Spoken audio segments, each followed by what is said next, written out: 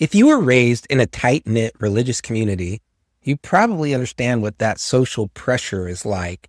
There's an enormous pressure to get married and have children. After all, they believe God commanded his children to go forth and multiply. For me in particular, that commandment was very much in force.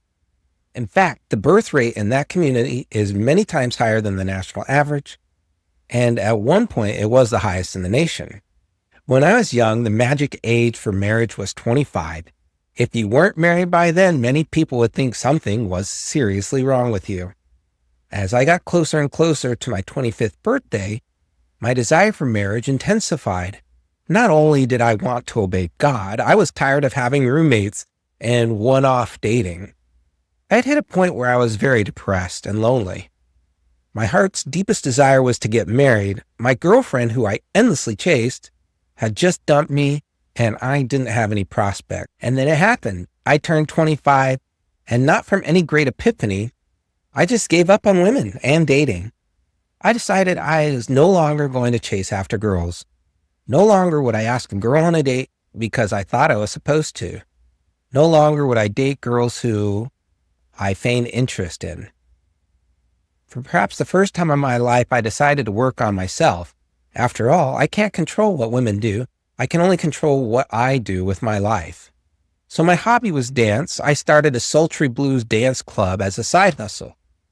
This is where I partnered with the local pool hall to rent their dance floor, where I would hold weekly dances. And I became the big kahuna, where everybody knew who I was.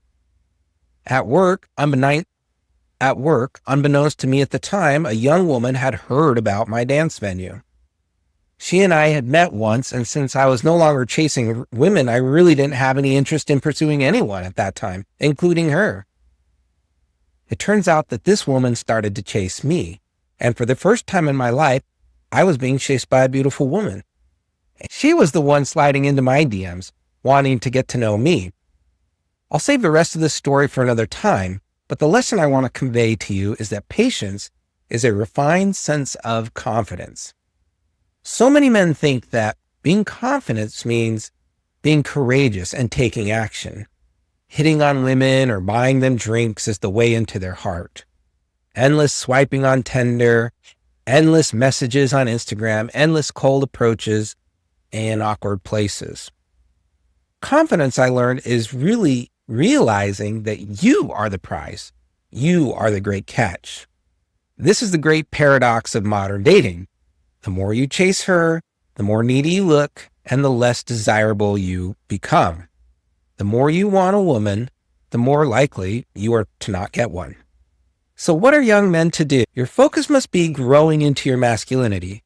Guys that can get almost any woman are not scared or nervous that other guys are chasing girls. They are patient. They know if they continue to develop themselves, that women will come to them. When I was younger, I thought of men as hunters, going out, finding and stalking our prey. They find the girl they like. They ask if they can buy her a drink or take her out for a fancy dinner or message her on social media. They ask for permission to earn her affection. But with wisdom and time, I've learned that men are so much more like spiders. We create the web. We build the lifestyle. We build our persona, and we build the environment. These three together are called your frame. And when we build a frame a woman would want to be in, women will gladly step inside that frame. Or in other words, the fly into the trap. There are few animals as patient as the spider, but the spider knows that if he builds a big enough web and he's patient, he's going to catch a fly. Don't be discouraged by other men doing endless simping. They are insignificant and they will only find desperate, low-quality women. Men, be patient, build your frame, and you'll earn your heart's deepest desires. Thanks for watching. Take care.